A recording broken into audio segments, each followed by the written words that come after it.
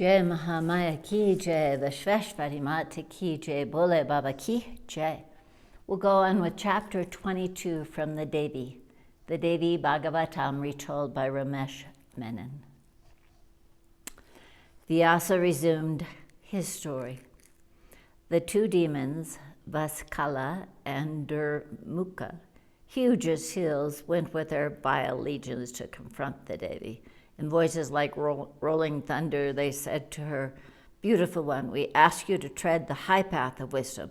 No one in the universe except our Lord Maheswara is fit to be your husband. Our master will come to you in a splendid human form, and in his embrace you will know the bliss for which you are born.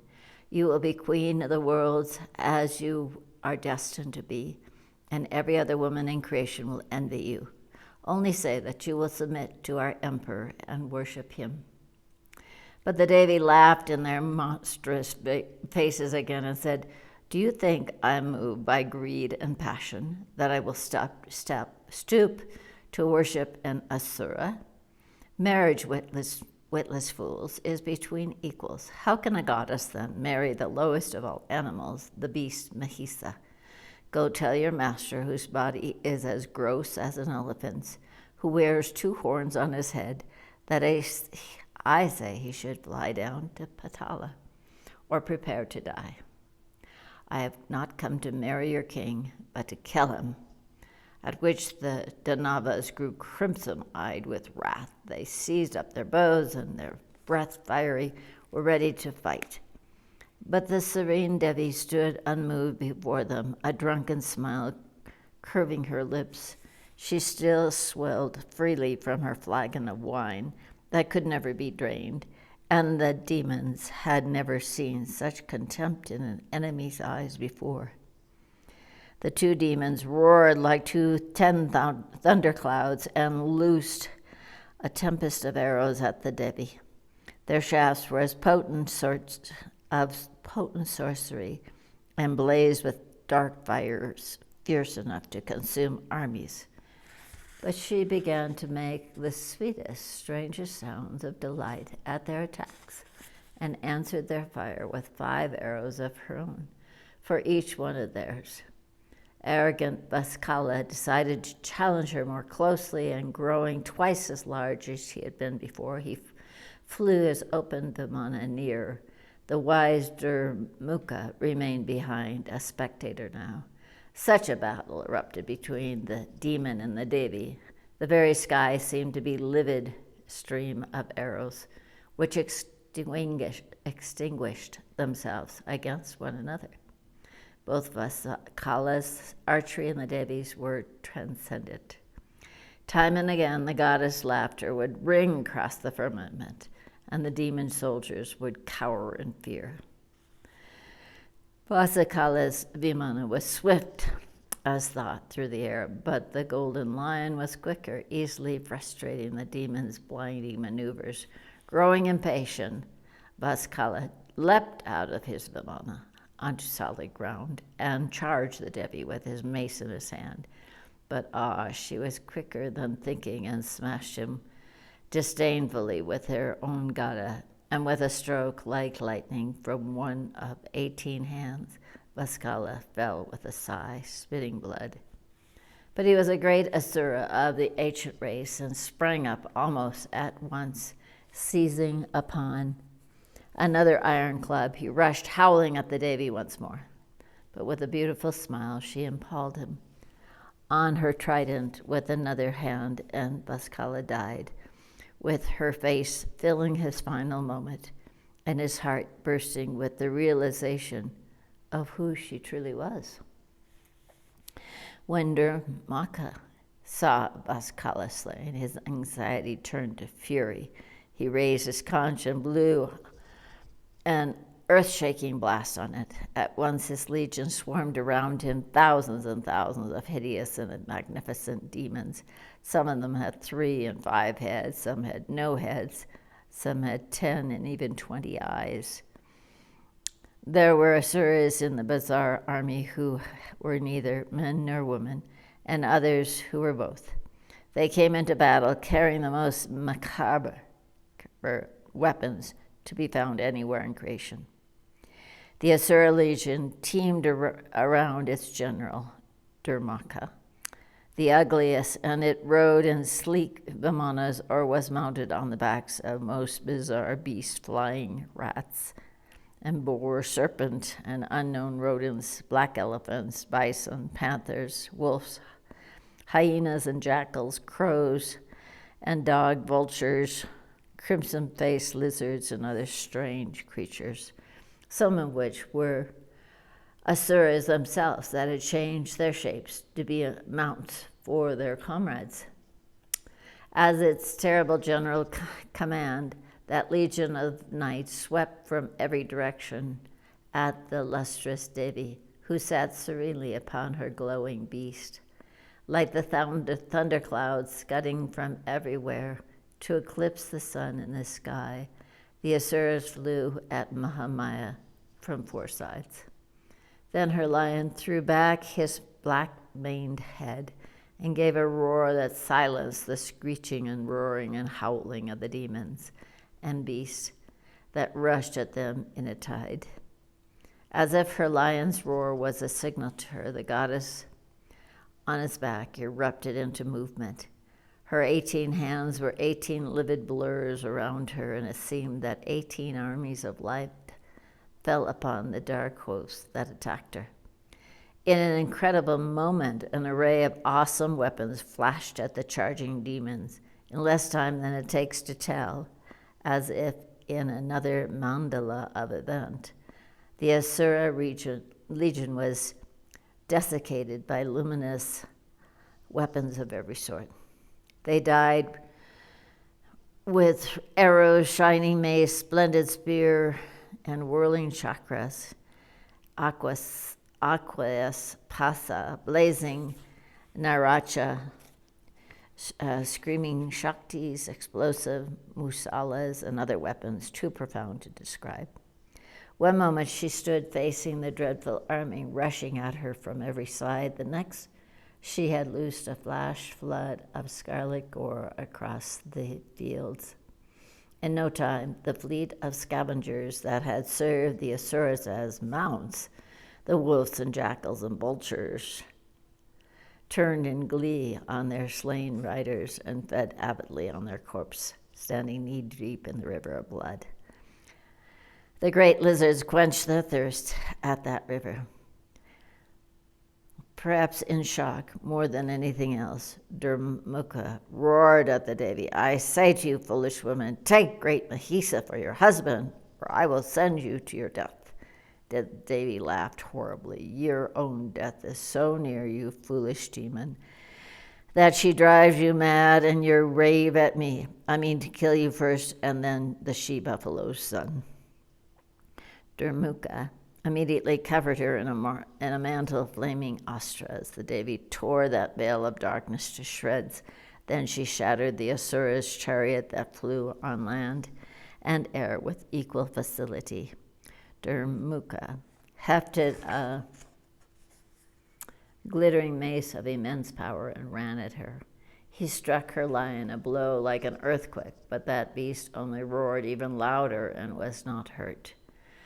The lion's roar had hardly subsided when one of the Devi's exquisite arms made an arc in the sun that her demon adversary hardly saw.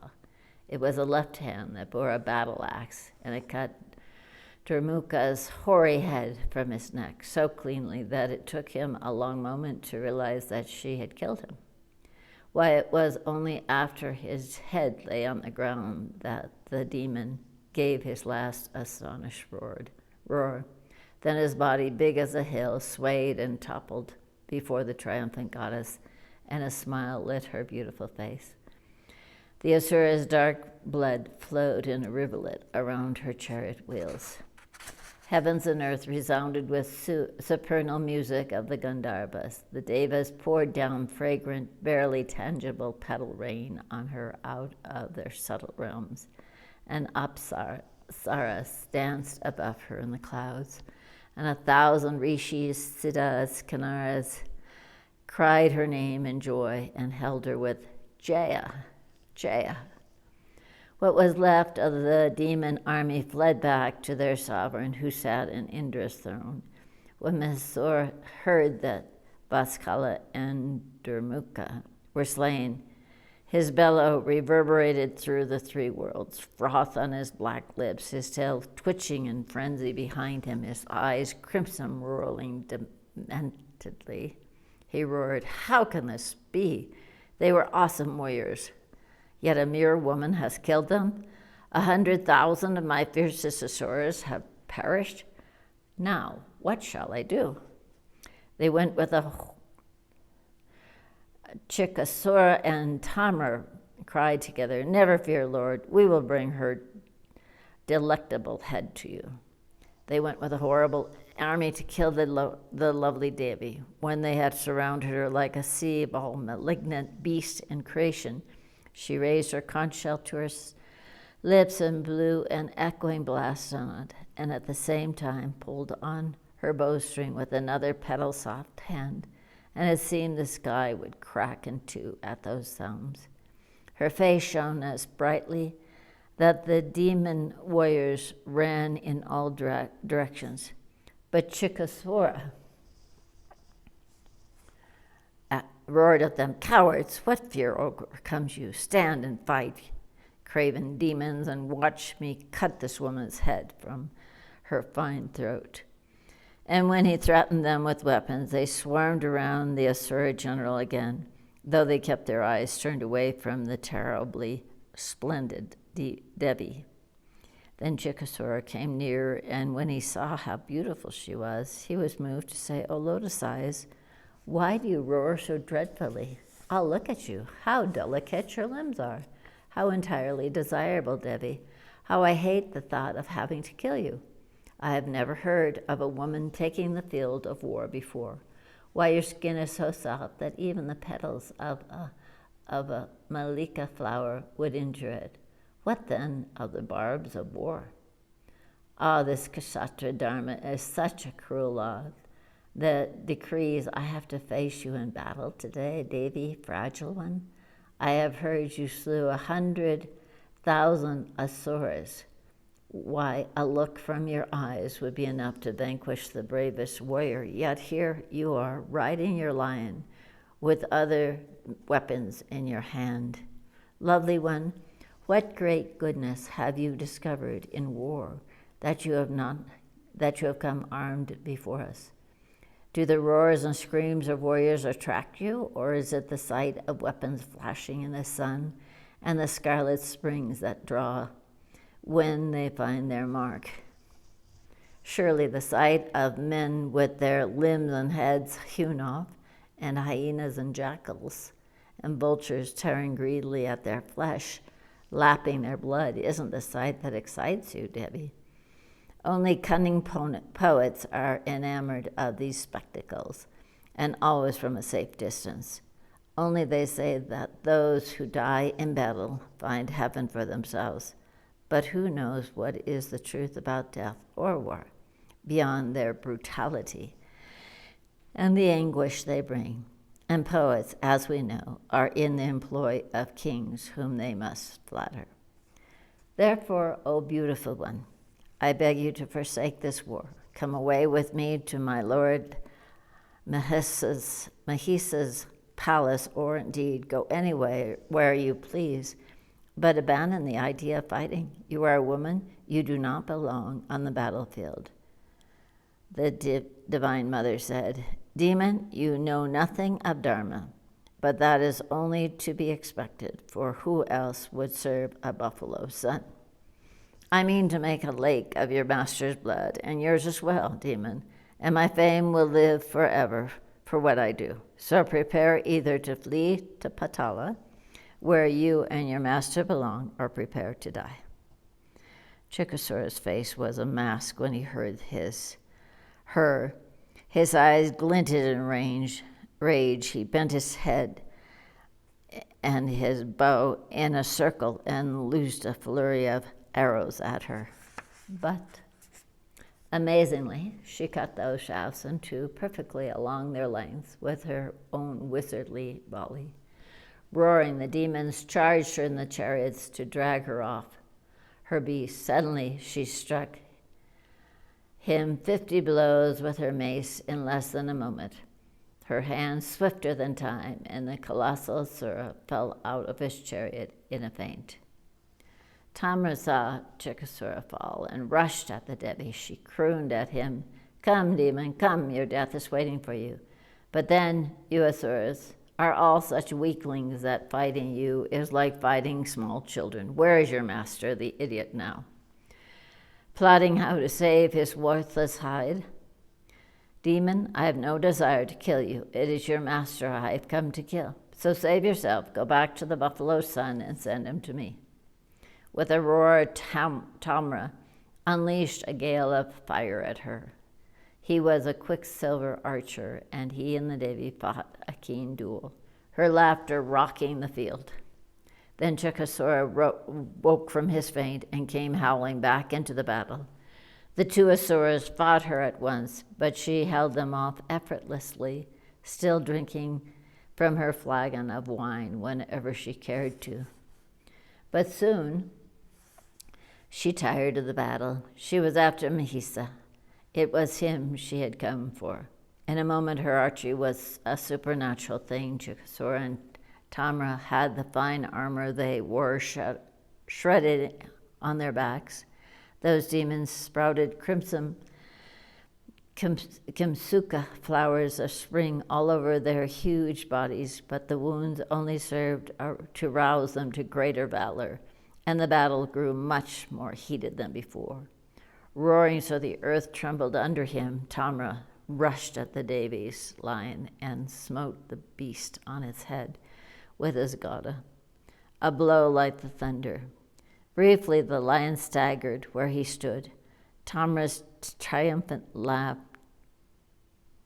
laughter rocked the earth, but it was the last sound he ever made. In a flash, the Devi cast her battle axe at him and took his slim head off his swollen body in a scarlet blast. Seeing his precious friend perish, Chikasura abandoned caution and flew at the Devi with his own battle axe in his hand. But she met him onrush, coolly, with 3 arrows. The first shaft smashed his axe in shreds. The next cut his hand off at the wrist, so he screamed. The third struck his head off in a red geyser. The two Asuras' blood flowed in a brook, and their legions fled back to Amravati, where Mahesura waited impatiently for the news. Again, petal rain fell from the heavens on the victorious Devi, and Gandharvas sang her praises in unearthly tongues. So said Vedavyasa to King Janamejaya. Jai Mahamaya ki jai, Vishveshwari Mata ki jai, Bole Baba ki jai.